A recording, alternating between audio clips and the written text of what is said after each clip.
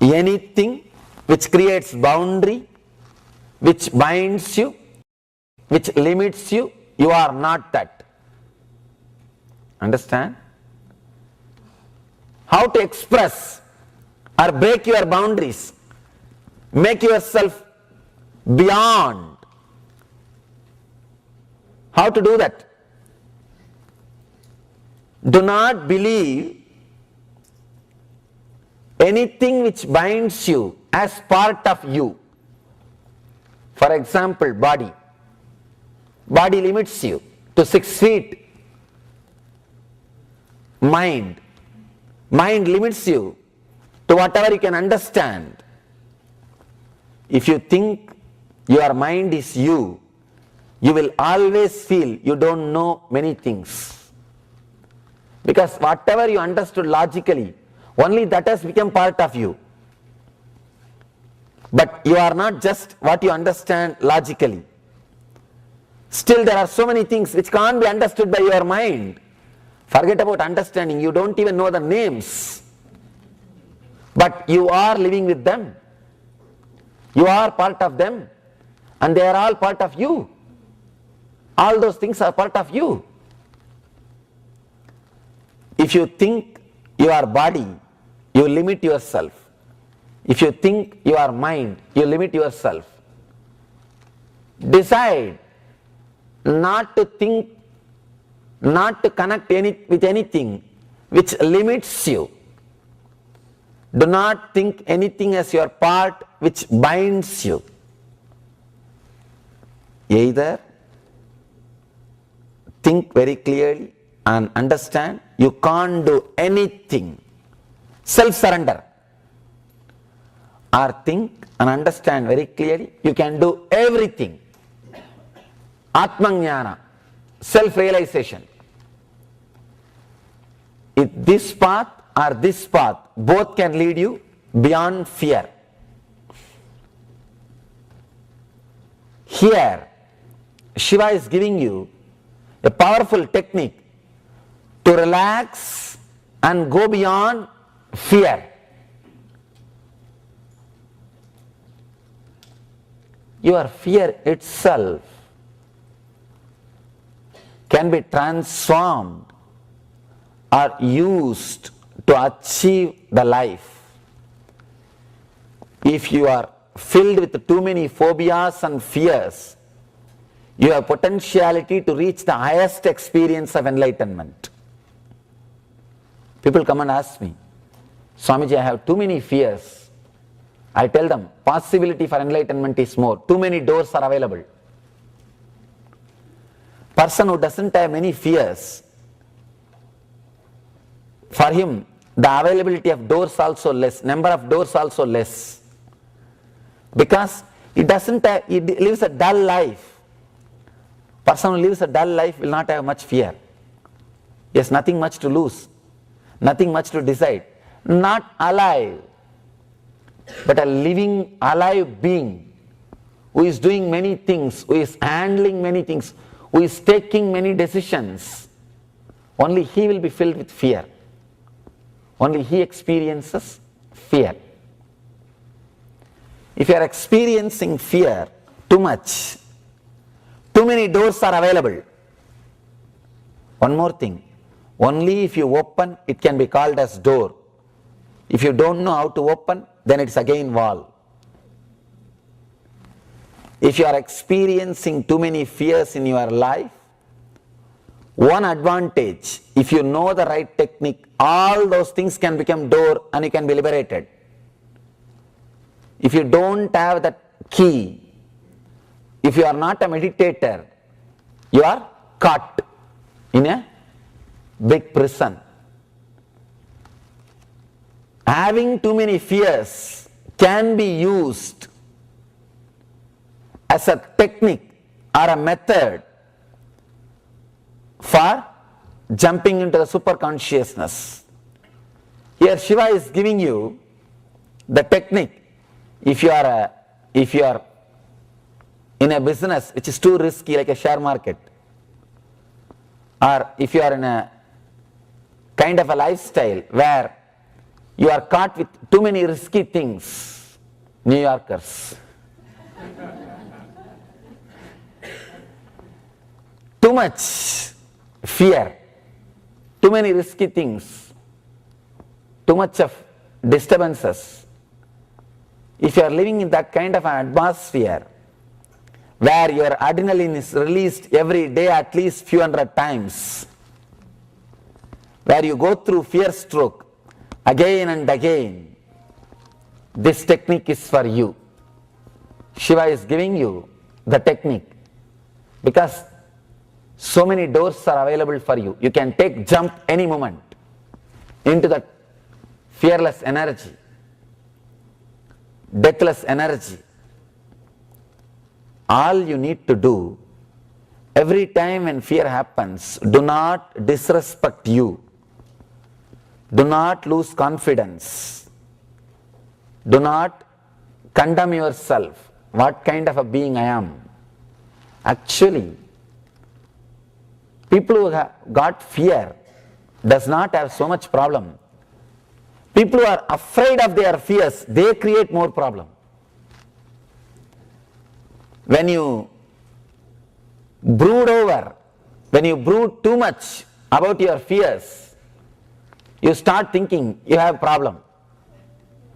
When you think you have psychological problem, you have psychological problem.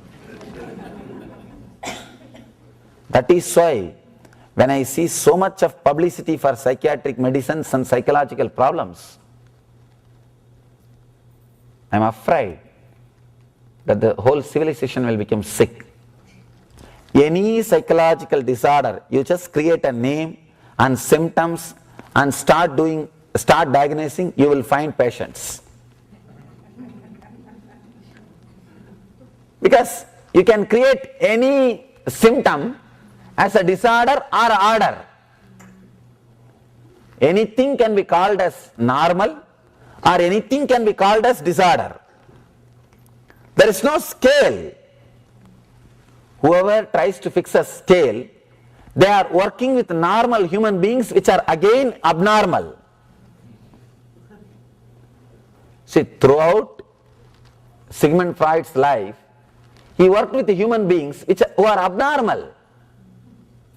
How can you say there is something called normalcy? No. Just because you are all sitting here, we can't say all of you are normal. Because there is so many kinds of thoughts going on, listening to the same words in your mind. You will be shocked. Same words of somebody can create such a different expressions and experiences in two different people's mind. Small story. In India there was a famous king lived, Harishchandra. He is very famous for his truthfulness. If any of you know the Harishchandra story, you can enjoy this story. He is a great king, lived for truthfulness and even sold his family to stand on truth. He sold his wife to pay his debt, which he promised. Such truthful person. Once a Bhagavat Pandit, a Acharya, was teaching Harishchandra's story. After the story, he asked one person, what did you understand from the story? That guy said, I understood, even if I die, I should be truthful. Truthfulness is the lesson I learned from this story. He asked the other guy, what did you understand? He said, I understood one thing, for emergency you can sell your wife. If it is needed, you can sell your kids. Same story can create totally two different understandings. Same words can create two different understandings. So many different thoughts. So how can we say everybody is normal? There is a standard. No. There is no such thing as normal. Sigmund Freud worked with people who are abnormal, practically patients. He never had chance to meet a Buddha. He never had chance to meet an enlightened being. Actually, Jung went to India, the Sigmund Freud's disciple, but afraid to meet Raman Maharshi. He heard about Raman Maharshi, went all the way to Chennai, but he says, I am afraid that I may completely lose myself in his presence. He has heard too much about him. He says, if I am lost, all my vested interests are gone. If he has met Raman Maharshi, the Western psychology would have taken a new turn. And West would have had a big blessing, a great understanding, great truths, a new understanding about mind. Sigmund Freud says, after 40 years of research, man as such can't be helped. No, he says, in his letter, in last days, he says, man as such is sick. He can't be helped.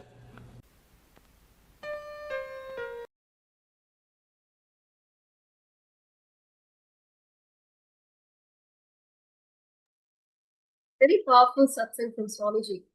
How he talks about, either have the willpower that you can do everything, or completely surrender that nothing can be done. But unfortunately, we're stuck between both. Sometimes we feel we can do it, sometimes we feel we cannot do it. And that is what Swamiji is guiding us for flights like us, how Swamiji is beautifully guiding us to the different paths. So, what I am talking definitely, we face every day. What is the powerful cognition that you got from this satsang? Not having fear is the biggest cognition, because the fear is the one that binds us, limits our possibilities, right? Because like Swamiji said beautifully, like the moment the fear enters inside of us, we even stop considering that something is a possibility for us, right? It becomes more or less if I have to talk in a language that I understand a lot, or how I understood it, right? It becomes a desire inside of us without the confidence that we will make it happen. But Swamiji beautifully has said in a number of places that it is not that your desires will become into reality, it is what you believe will become into reality. And for us to actually move from desires to belief, there should be no fear in between. If there is fear, that desire will stick as an unmanifested desire in our life. So that's the most powerful thing that I got from the satsang that was just played. Actually, what amazing thing that I seen, not only in this satsang, but many times, what I observed with Swamiji is where we would think, oh my God, such a bad situation, Swamiji would turn it around and see the possibility in that. Like as you were just sharing about the fear, right? Oh my God, when someone has so much of fear, then we feel like, oh God, now what to do? Then Swamiji says he has the most possibility of achieving enlightenment. It is such a way where we feel something has gone wrong. Oh God, what are we going to do now?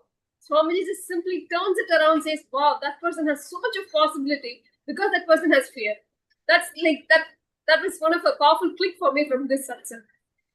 So now, as we are listening to Swamiji, can you please share the powerful cognition that you have from Swamiji, not only from this satsang, but throughout your life, what you have been applying in your life? Yes, Ma. One of the most powerful cognition that I've received from Swamiji is this is a cognition or a science that is taught in Kalpataru. So Kalpataru is basically, as most of you guys watching the show will know, is the workshop, one-day workshop where Swamiji helps us understand that we are the creator of everything that happens in and around us, and how to manifest whatever we want. So accept the truth and manifest whatever we want. And in that workshop or in that program, right, there's one thing that Swamiji talks about, right? He says that you are a seed, you are not done, right? That is, I would say, that is something that has stuck with me very, very strongly, because every time something becomes a limiting cognition, right? Something becomes a binding cognition, right? This is the first thing that comes up and says, hey, Swamiji said, you are a seed. You are not done. That means you have so much more opportunity, you have so much more growth ahead of you. You don't limit yourself, right? So then automatically the mind starts to think about, okay, what is it that we can do from where we are, right?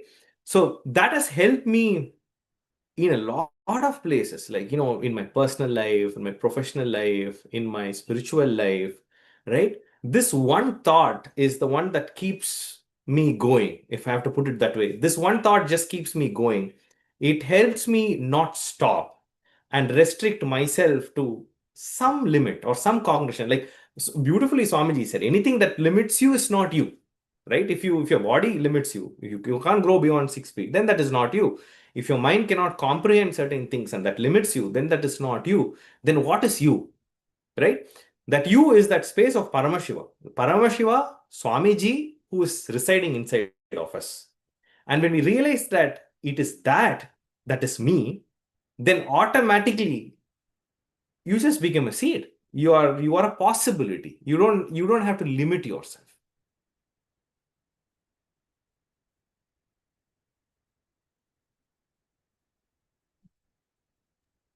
Definitely, I am. See what Swamiji says, you're not a finished product.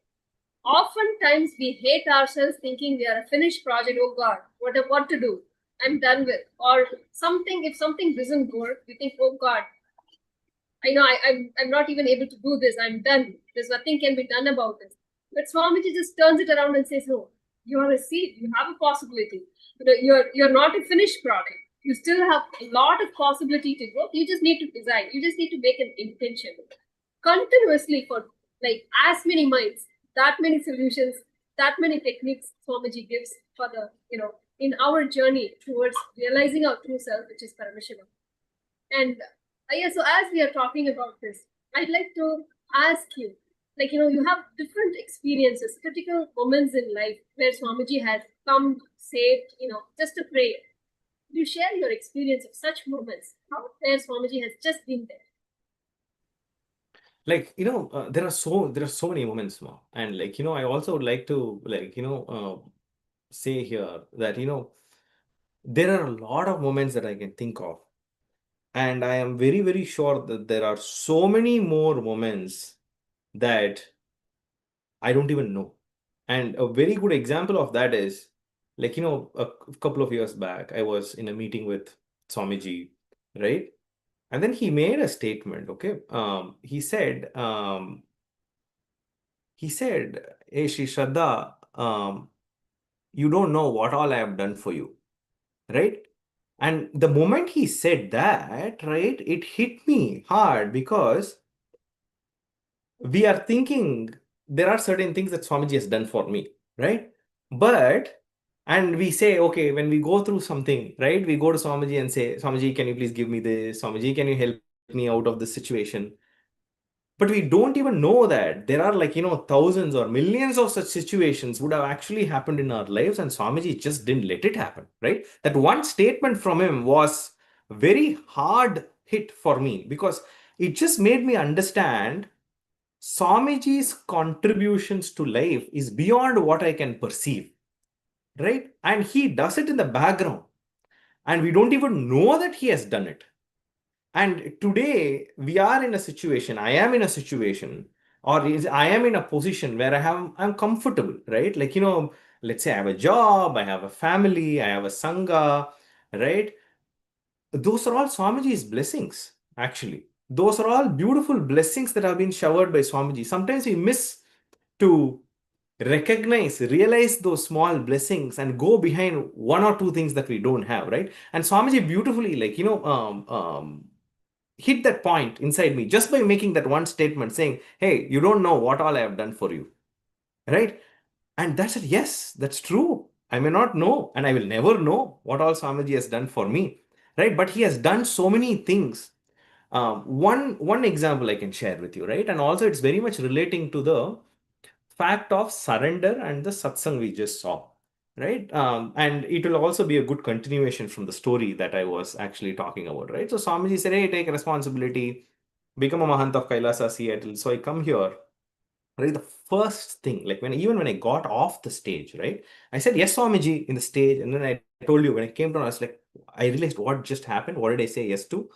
That was fear. The first time it hit me when I came slightly outside from Swamiji's breathing space, just outside of that stage, because with him, right, he said, yes, yes, yes, great, we'll do, yes, for sure, right? And then the moment you came down the stage, Maya hit, like, like in the form of fear, like, what just happened and what do I even know to run a temple, or what do I even know to run a responsibility? Because let me be very clear with you. Yes, I said I met Swamiji when I was 13 years old. I am overflowing with gratitude and all of that, right? But there was this one aspect in my life that was I was very scared about, right? That was taking responsibility, right? And that taking responsibility is not for others, even for myself, right? Like if I cannot take a responsibility in some area and just like relax, I'll be happy about. That was the type of person I was, right? And then like he knows it, right? It's not like he does not know. He knows me, everything about me. And then he says, you take responsibility, right? That opened up unlimited possibilities for me. Like I can share a few things here, right? One of the things is like, first, taking responsibility itself is a big thing, right? Taking responsibility for me was a big thing. Now I'm taking responsibility for me, for others, like, the collective responsibility for my entire Sangha and for the entire zone that I'm part of, right? So taking responsibility.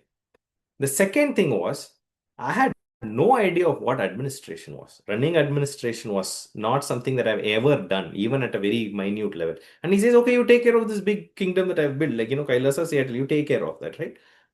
And then I have to learn all of that. I had no idea about rituals, abhishekams, processes, right? I had to learn. I had no idea about alankarams, especially color coordination. Like, the deities have to look beautiful, right?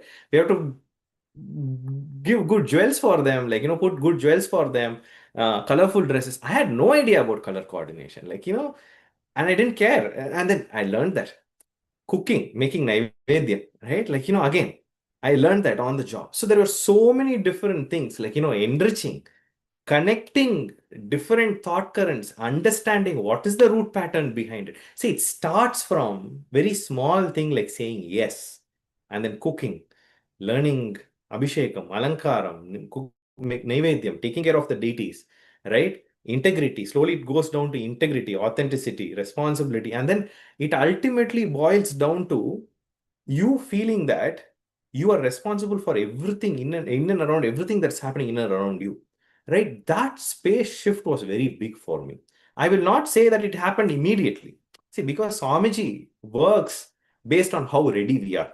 The moment the fear comes, right, there you are starting to say, like, is this possible for me? You start questioning, right? There comes impossibility.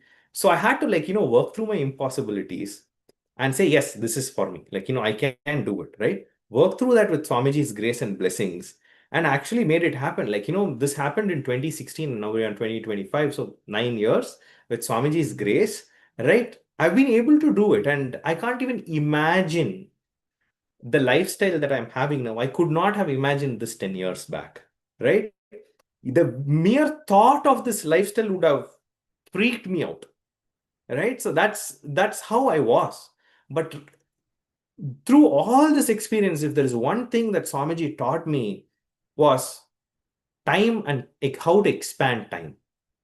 Because every time we want, see, anybody we talk to, right? When we talk about taking responsibility, people could give various reasons for not doing it. But everything, if you see, boils down to time. If they say, oh no, I have a commitment at this time, like that means they don't have extra time to spend for this. If they say, hey, I'm not sure if I can do this, that means they are not ready to invest and learn, invest the time and learn to get this done, right? So everything boils down to time. When I attended the Mahasadashivoham program, Swamiji taught this truth that time does not exist, right? And you can expand time if you want. You think you have only 24 hours, but you can expand time because it is not time, but it is kala, right? That is the actual measurement, right? And I had the opportunity to implement it. Swamiji put me in an ecosystem where I had to test it out. Like I didn't have a choice.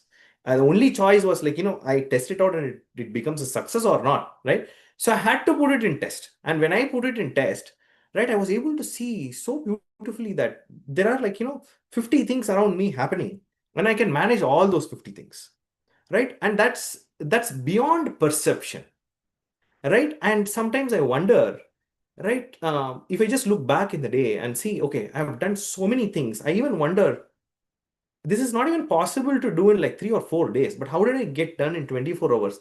That I strongly believe with my experience, it has happened because Swamiji has initiated me into the science of time expansion, expanding the time to make time for whatever you want to make it happen, so that you don't feel incomplete about anything in life because you're not leaving out anything because you're doing something else, right? So you bring that type of life positivity, you bring inclusion, which makes you more stronger. These truths, right, when you experience it, it makes more stronger. So I would say this is one very beautiful example where Swamiji has literally helped me manifest this dimension of me that was, I had no idea I would be able to. Like, and I was not even interested, to be honest, right? I was not even interested in this dimension.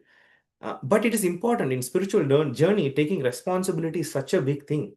And to be part of his Sangha, to be part of his mission, I had to be a responsible person. So he just put it on me and said, take it, do it, right? And I had to do it. And I'm seeing how beautifully, not only, right, the Sangha responsibilities, right? Like, I work as well outside. I have a family. I have 2 kids, right? So balancing all of this, right? And I have other things that I do as well. So balancing all of this and making sure I spend enough time everywhere and I'm complete with it and I'm getting everything done, right? So that I think is a direct power manifestation of time expansion, right? And I'm very happy that Swamiji has blessed me with that and I'm able to experience it and implement it and benefit out of it more. Very nicely said. Yeah. Actually, one more thing I wanted to ask is, see, when Swamiji ordains, he sustains. So it is not just, okay, here you go become a Mahant. And of course, everything he provides, as you said, he built a kingdom and he gave it to you to say, okay, now go rule. But in addition, of course, the Sangha is there, the Sangha trains. But most importantly, Swamiji trains.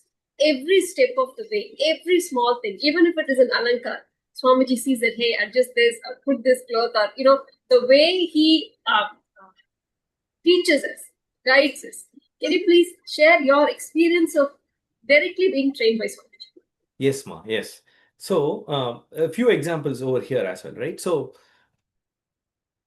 starting from like, when Swamiji asked me to take care of a responsibility here, right? There are so many aspects of that responsibilities that I was very unsure about, right? That I was not sure about. I had some resources who were helping me out with those responsibilities, but there was always this point where, like, there was this missing piece. Like, there was something missing. Like, how do I bridge that, right? And I remember a few times, right? Like, whenever, like, we share on social media, right? We share whatever activities we do on social media, like, how we enrich people, what sevas that we offer at the temple, all those things, right? Swamiji sees everything, right? And I will get his feedback, right? And I will get his feedback, like, this could be done a different way, or like, a certain aspect, right? Could be done differently, right? The moment he shares those, right? You start to click, you start to understand, oh yes, like how did I not see it? Like, and these are things that, like, makes me wonder about the, like, not a human that's sitting in front of me, not a superhuman, an incarnation who's sitting in front of me, because he has, like, if I have 100 things to do, he has a million things to do, right? But he still takes time for smaller details, smaller things, and gives his commentary, gives his feedback, right? And he also makes sure he places the right, or at least gives the right direction if we are stuck somewhere, right? Like, there was this one of these conversations where, like, Swamiji was talking about how socially, personally, professionally, and in all dimensions of life, we need to keep Swamiji and the science of Hinduism that he is teaching as in the front, as the first thing, right? And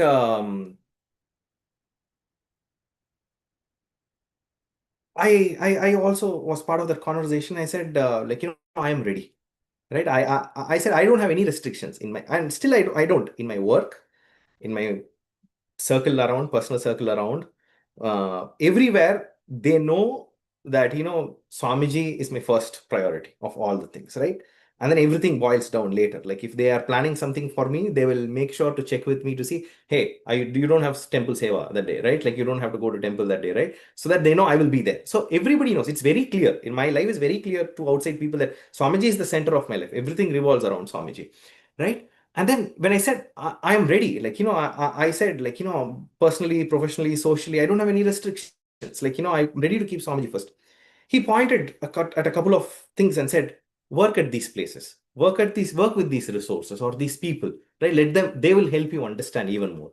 And that has only continuously expanded and expanded me, right? And this is all from a very professional or very organizational level. I'll also share something very personal that happened between me and Ma Shraddha. Ma Shraddhananda is my wife.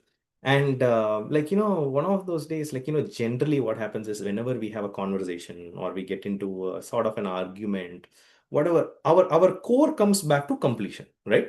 We always say, okay, now this is what I am feeling. This is my incompletion. When you said this is what triggered in me, right? How can that not be done next time? How can I work? How can she make sure she supports me? Same way, both ways, right? And one of those conversations, right?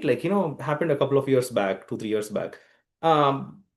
We had a small argument, and then that day there was some other work to be taken care or something like that. We didn't get into that completion aspect. We missed it that day, right? And Ma Shraddha was not very happy in that situation, right? Right at that time, she gets a message from Swamiji, how are you? Right? It's like of all things that could happen at that moment, it stuck. And she was like, that moment, like usually we talk completion, we talk about how to get out of this pattern, how to support each other. But that moment we did not talk. And I was feeling little left out. I was feeling lonely, right? And then there is boom. Swamiji is how he comes into your life at the right moment and asks you the right thing. And then it was done. That one message brightened up the entire thing. She's like, hey, I have Swamiji, right?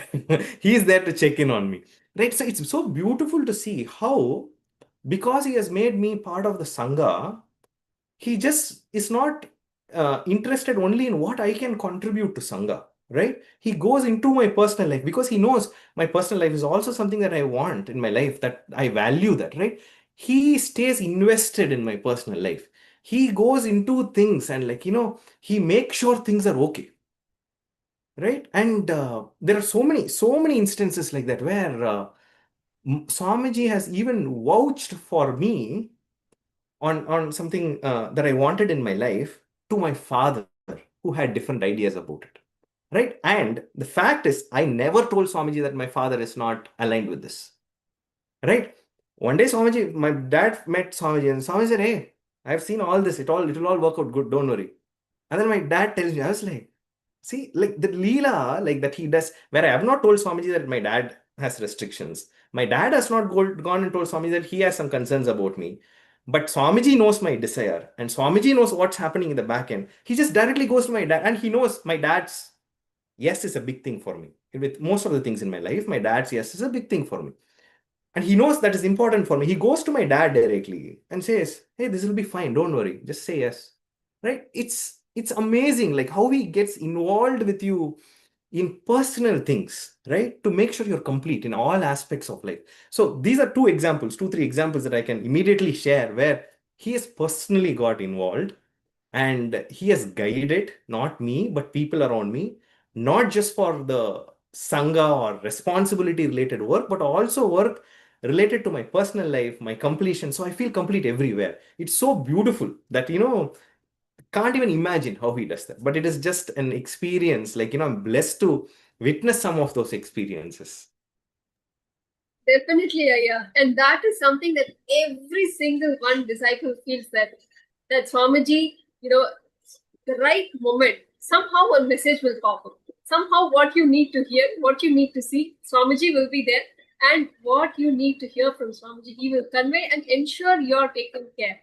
How he does for every single one of us, nobody knows, but everyone feels at the moment of need. He's just there. Yeah. And like you said, some things we know how Swamiji is playing that role and taking care of our life. Millions of things we don't even know. It is like a blind walking, and there's bumps and walls. Continuously, Swamiji is guiding, and guiding us without us falling into something, taking care. We don't even know in how many millions of ways Swamiji is protecting us, taking care of us, guiding us, and leading us. And what you said, it is not just something that Swamiji is trying to extract out of us. Nothing. Swamiji's Sangha happens, Swamiji's mission happens in spite of us. Swamiji so beautifully says, in spite of you guys, I get to do it. I finish it. So nothing that we are actually adding. And throughout the journey, I have seen that it is not that based on somebody's professional experience, that person is put in that job, say, okay, now you go do it. No, it is not for what profit that the mission is going to get, but for what that benefit that being is going to get. If that being is going to be a temple administrator, what fulfillment that being will achieve. That person, like you said, had no clue about administration, temple administration.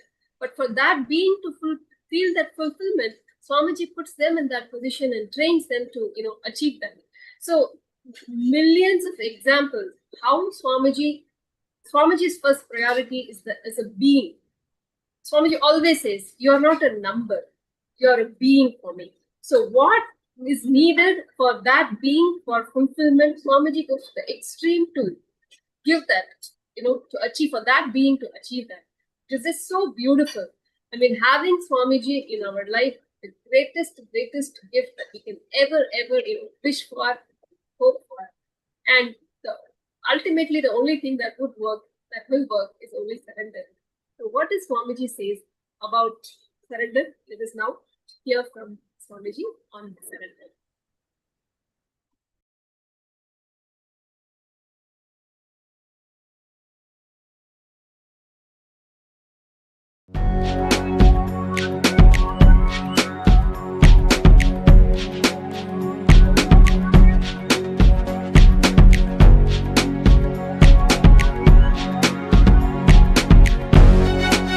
All that I taste, all that I smell, I offer to you, Swami Nithyananda.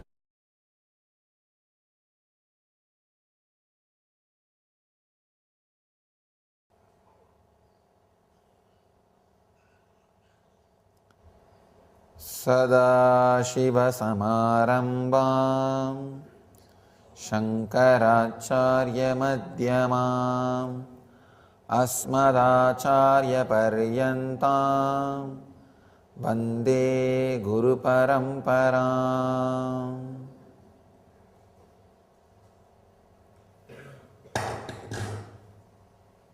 I welcome you all with my love and respects.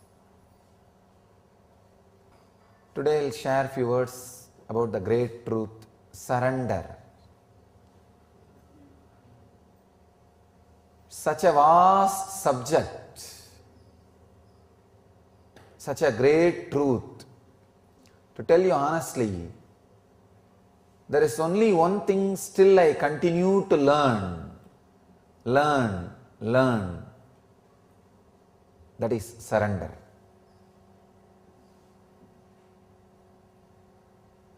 There is one thing in the cosmos which you can't say you finished learning.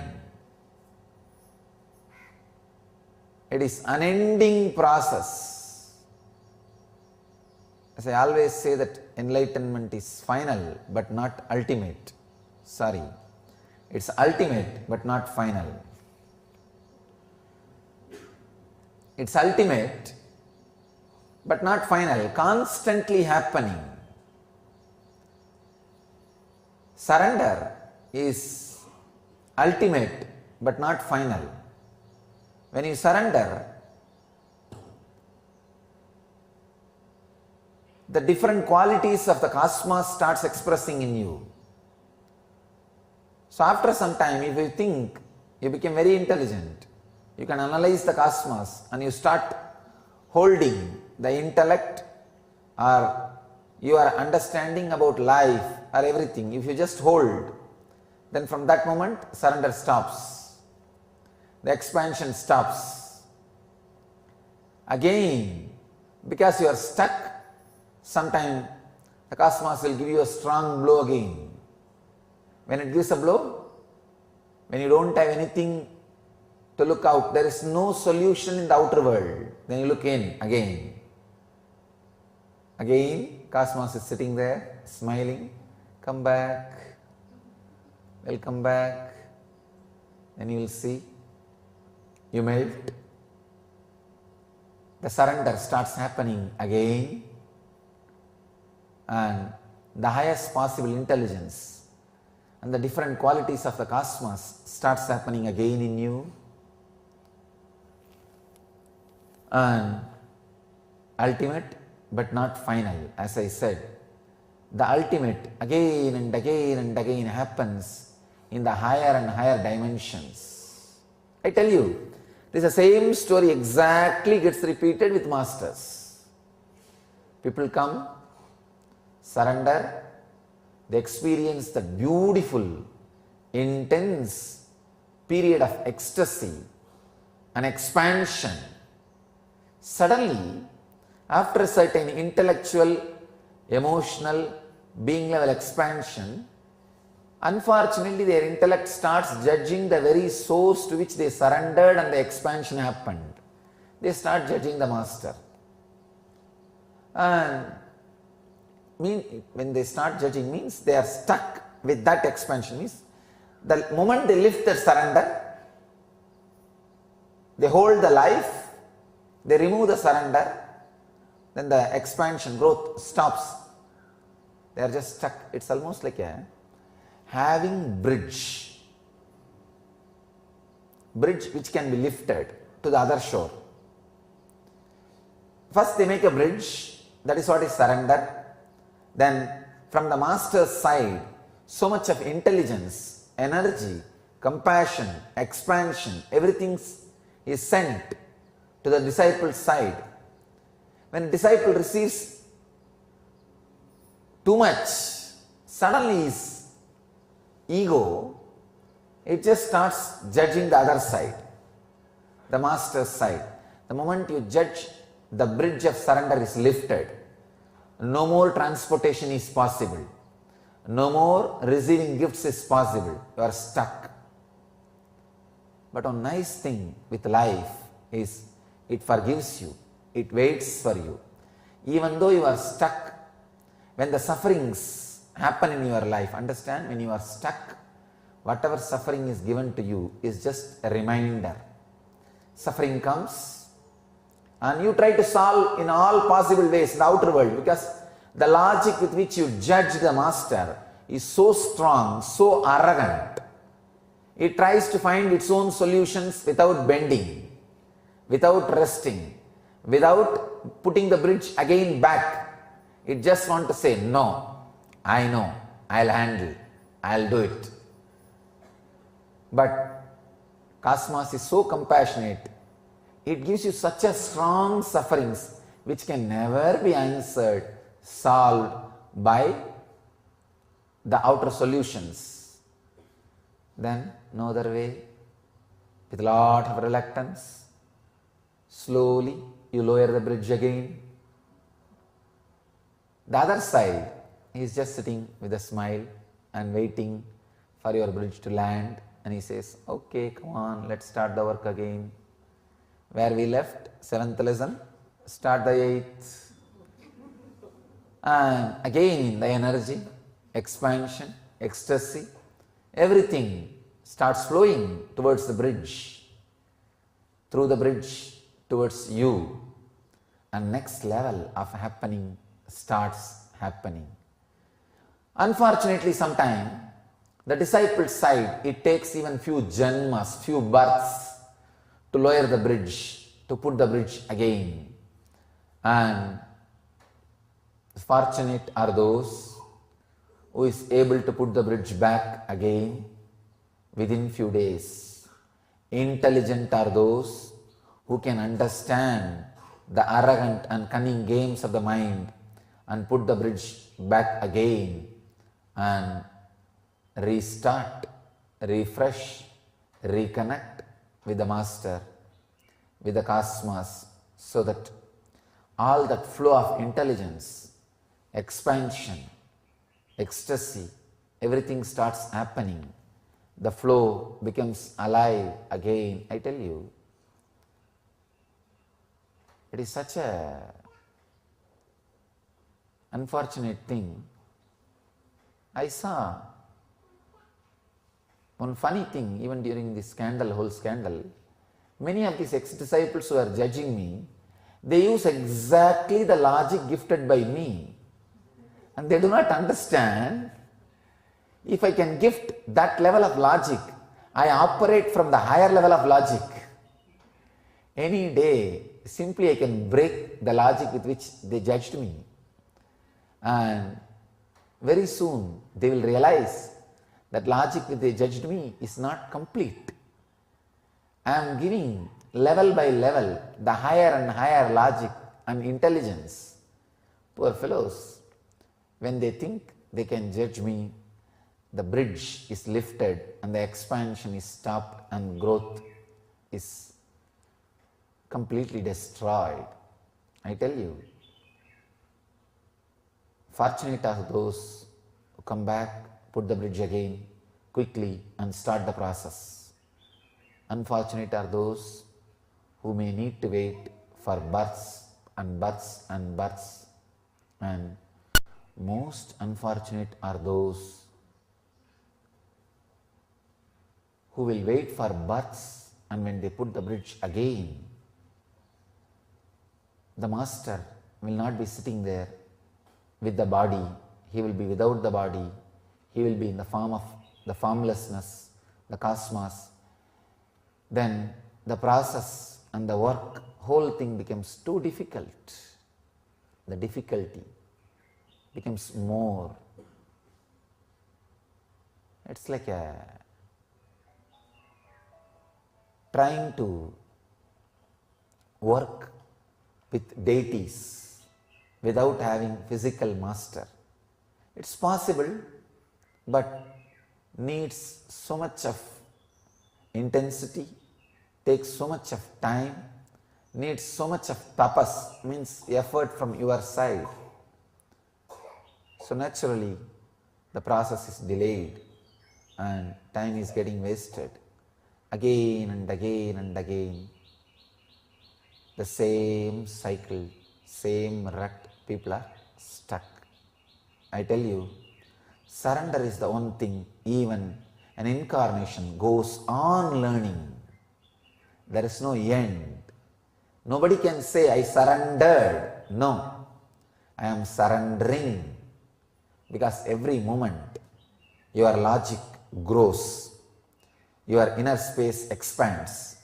The possibility of ego and surrender is again presented in front of you. And again, you have to choose surrender. When you choose surrender, again, one more step of expansion. A new logic is gifted to you. When that logic is gifted, when you look at the life with that logic, that energy, again the choice is given. Two roads, surrender, ego. Again, you have to pick up the surrender. So every moment, again and again, you are given the choice. That is why I tell you, surrender is one thing. You can never say you learnt it or you did it. It has to be an happening, continuous happening. I tell you, the one lesson which even now, still now, I go on learning is surrender. So, I bless you all. Let all of us continue to learn this lesson. This is the one lesson no master can say, I learnt, I am here to teach. No. I have learnt the higher parts of it, so I can share whatever I learnt with you. So it is a constant learning process. It is the ultimate happening, which nobody can say, I learnt it. Please understand, whenever you learnt some process, you have become master of that process. Surrender is the only process. Nobody can become master of it. Only that process can continue to be master of it. You will be continuously learning. Please understand, any process, if you have learnt it, you have become better than, more than that process. But surrender is a process which you can't become master, or which you can't say you learnt it. It is learning. Only in surrender, the process is the master. Nobody else can be the master. Even the cosmos is lower than surrender, because even cosmos continues to expand, because it is surrendered to itself, its very core, life. Cosmos has surrendered to one of its greatest dimension, life. That is why constant expansion is happening even in the cosmos. The moment cosmos judges the happening of life, the surrender bridge is lifted and cosmos will start shrinking. The expansion will stop happening. That's what we call pralaya, demolition or destruction. Then again, even the cosmos learns the lesson. Oh, I missed it. Let's put the bridge back. When the bridge is put back with the life source, with the surrender, Hiranyagarbha, again the life starts happening. Expansion happens. I tell you, nothing can say, I learned to surrender, because it is an happening. It is an happening. It is a constant happening. So, let us all learn surrender,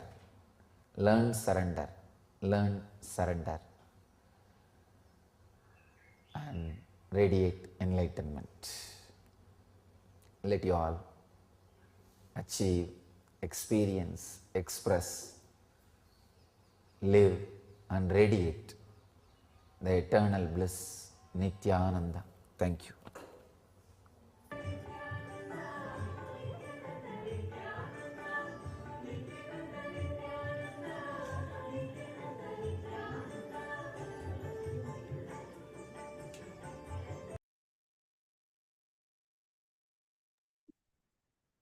Swamiji beautifully explains the importance of surrender.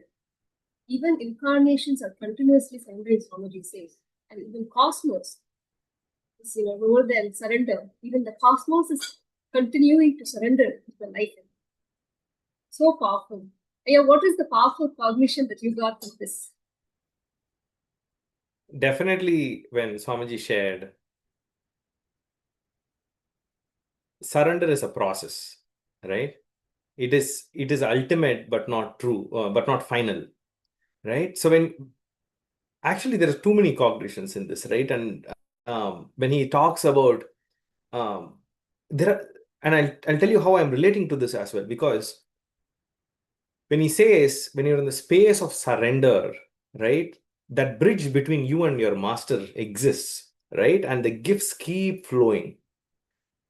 But the moment, he explained it very beautifully, because he said, like, every time you choose surrender, an expansion happens. And then you are presented with options: ego, surrender, right? What do we want to choose, right? If we choose surrender, expansion happens. Again, ego, surrender. But the moment we choose ego, this bridge lifts and there is the gifts stop coming from the master to us. And once we put it back, the master is smiling, sitting on this other side to pick it up. So this, like, it's various things here, right? One is, you cannot take the master for granted, right? You cannot take Swamiji for granted. There are things, and I've also learned some of these lessons the hard way, that there are certain things that might look like, very straightforward, right? Very simple, like, as if it's just there for you to take it, right? But when you learn the lesson the hard way, you start to realize you cannot take the master for granted, right? Even small, small things that he has been giving you is a very big blessing, right? We cannot bring judgment in our relationship with Swamiji, with the master, with the incarnation. And the most beautiful thing is, and that's the power of Hinduism, right? Is you make a mistake, it's not like that's not the end of the world for you, right? The moment you realize that, oh damn, I was in Maya, I was in delusion, I'm ready to come out of it. Like Swamiji said, like, I could, when he was saying, I was able to visualize all those things. Like, the bridge comes back, and then the master is sitting on the other side with his open arms, like saying, come, you're my child, it's okay, come, right? I'm here, I'm waiting for you, right? That's the most beautiful part, because we live in a very materialistic world today. And we have, if there is one option, one reason for us to choose our higher consciousness, spirituality, enlightenment, there are a million reasons for us to not choose it, right? Basically get diverted from, like, that enlightenment experience. And, like, there are a million paths on the other side. And so it is very easy. And sometimes I even feel that the master tests us whether we take that path, right? When he gives ego and surrender, right? He keeps testing us. Which way do we take? Do we continue to choose surrender? If we choose surrender, then life is blissful. Life is happy. You have more expansion. But the moment you choose ego, like Swamiji said, there is some type of a suffering that reminds us, hey, this is not your path. Right? Even suffering that we have, right, is just a reminder to say, hey, come, align back. Right? So some part of you was not aligned. So now figure it out and align back. So when there are million paths on the other side for us to get diverted, right? And that's where Swamiji also spoke about our will, right? We choose based on our will. When our will decides, no, I don't want those million options. I just want this one option that is there for me. And that is the ultimate option. You start surrendering again, right? Life is so beautiful. The master is so beautiful that he says, okay, come back, right? As if nothing happened, right? As if nothing happened at all, right? So I think that's a very, very powerful cognition for me, because I don't think there's one powerful cognition in the satsang. The entire satsang is a powerful cognition. Like, and when we connect the dots, it makes more sense. It strikes that, like, click, you get that click that you have been missing sometimes, right? So it's very beautiful how the 10 minutes of time, but Swamiji just explains the entire world in front of you, right? And then it might take us 10 days to digest, chew on it, digest it, but he just verbalized it so easy for us to understand and imbibe that powerful cognition and live that cognition, so that we don't get into that space of delusion and Maya. Yes, sir. So these powerful cognitions, actually, as you hear Swamiji, I think every single one of us, as Swamiji was explaining that bridge, lift and fall, lower down, I think every single one of us could relate to each that, where we chose ego, or the moments where we chose surrender, how beautifully, either way, like you said, Swamiji is there smiling, say, okay, come on, as if nothing happened. That's the punch. As if nothing happened, starting all over again without giving up. Swamiji works with us and guides us. And every single day, as we are hearing, listening to a certain topic from Swamiji, different powerful cognitions from Swamiji, and as we are hearing, listening to people's experiences every day, once the guest comes and shares their experience, we see how it is not just Swamiji gives one truth and says, okay, here the knowledge, take it, and somehow you make it happen. No, we can see Swamiji has not only given the knowledge, but gifted it to us as an experience and living examples that we can see every single day. And every satsang that Swamiji says, we feel like, wow, Swamiji is talking to me. exactly made this exact point which I need to hear at this moment. And the whole Chaturmasya season has been so special. Every day, literally, truly, it has been enlightening to hear Swamiji's powerful, truths and the experiences of each and every individual devotee that has joined today. Before we close, is there anything that you would like to share with our viewers? Yes. If there are many things, and if I have to share one thing, I would say give it a chance to experience Swamiji, right? Swamiji is available to us through various mediums, but right now, Swamiji is available exclusively to us through the Paramashiva Sena program that is being conducted.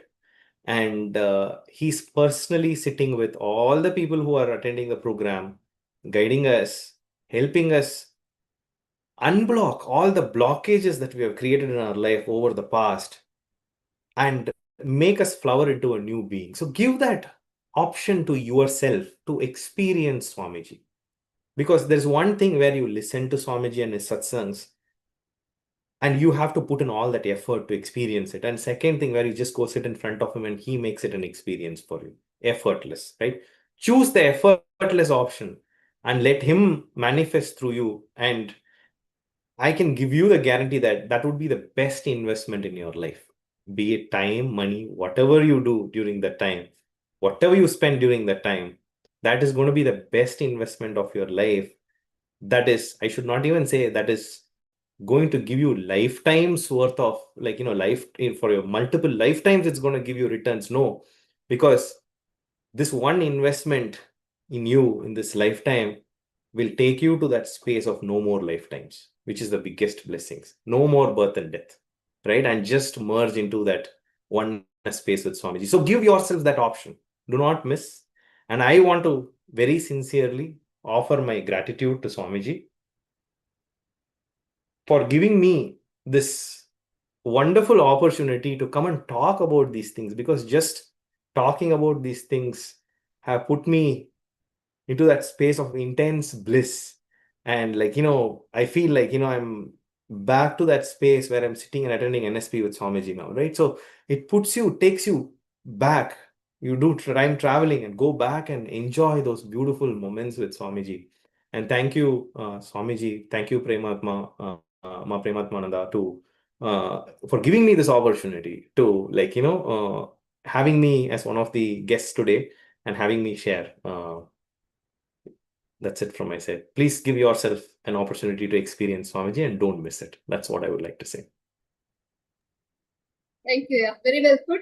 Thank you all for watching and thank you for joining. Thank you so much, Ayya, for joining us today, sharing your beautiful experiences, your journey with Swamiji. And like you said, give yourself a chance. And how Swamiji so beautifully, so compassionately works with each and every one of us. When you give yourself a chance, there's nothing we are going to give to Swamiji. It is Swamiji giving himself to us, in us realizing we are Paramashiva. And more life becomes more beautiful, joyful, blissful, and we celebrate ourselves and others. So do register for Paramashiva Sena. It is such a beautiful program. There Swamiji, literally spends the whole day with us, the participants, listening to them, helping them to complete, guiding them. And it is, it's a treat that you need to treat yourself. So do not miss this opportunity. So please register for yourself at ecitizen.info/PSS. And thank you all for joining. Thank you all the viewers. And let us now close with the Purna Mantra. Om Purnamada Purnamidam Purnat Purnamudachyate Purnasya Purnamadaya Purnameva Vashishyate. Om Shanti Shanti Shanti. Hari Om Tat Sat. Sarvam Bhagavat Shri Nithyananda Paramashiva Parkarpanastu. Om Nithyanandam